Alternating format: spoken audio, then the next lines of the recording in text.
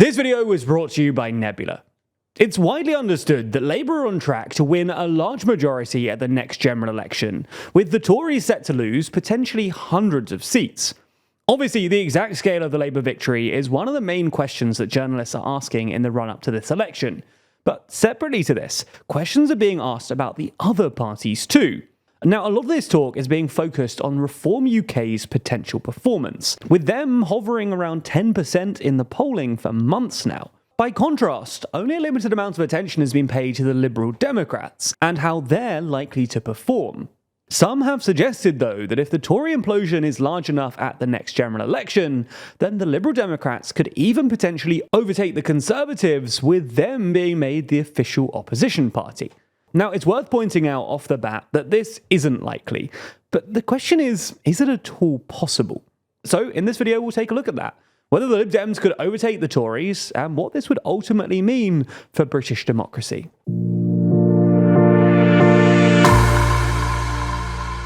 Before we start, if you haven't already, please consider subscribing and ringing the bell to stay in the loop and be notified when we release new videos.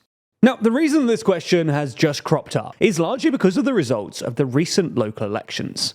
Now, while they're a very different type of elections to general elections, they are a good indicator of public mood. And, well, the results last week were not just good for Labour, but they were also very good for the Liberal Democrats, who actually came in second in the election, winning 7 more councillors than the Tories did.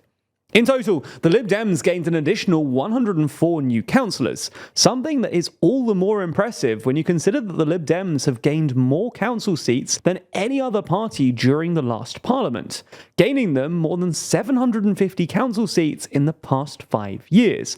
In that same time period, Labour have gained 545, and the Tories have lost 1,783.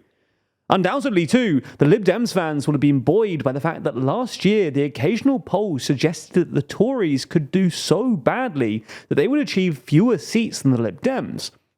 For example, this poll conducted by Ipsos Mori back in early March showed that the Tories were 27 points behind Labour, with their polling hovering at about 20%. And in this same poll, the Lib Dems were predicted to achieve 9% of the vote.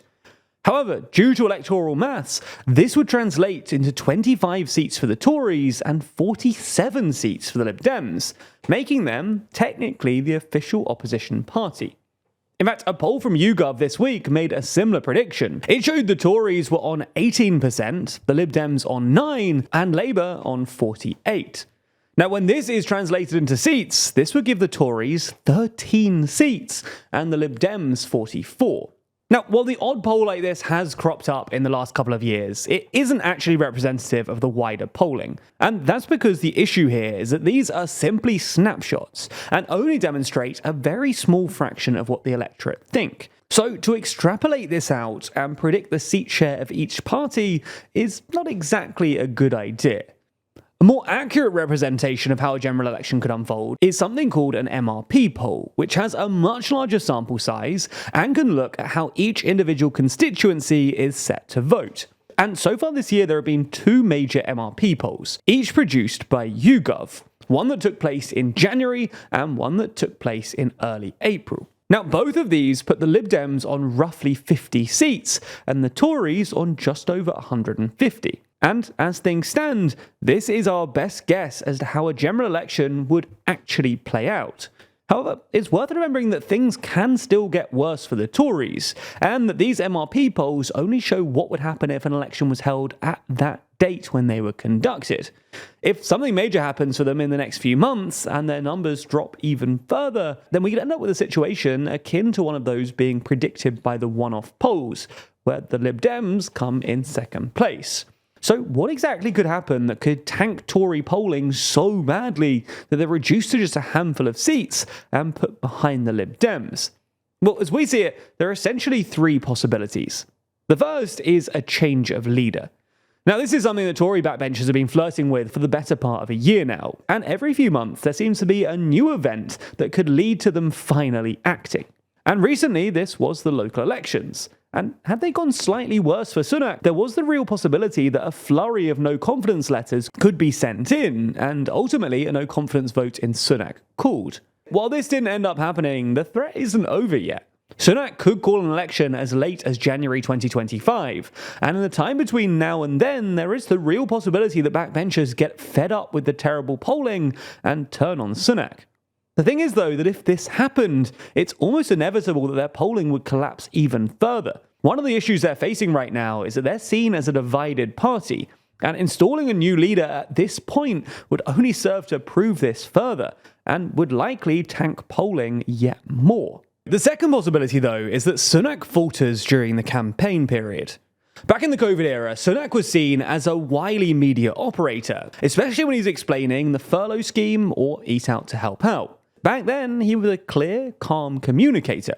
As Prime Minister, though, he's relied on more gimmicky Twitter videos to try and get his message across, with mixed success. And when he is expected to try and appear affable and down to earth, he can struggle a little, and in debates, he can come across a bit defensive. As such, these could be early warning signs that he might struggle with the heightened scrutiny and media appearances that we expected of him in the run-up to an election. And if he performs badly enough, you could see polling sink further. The third possibility, though, is the success of Reform UK.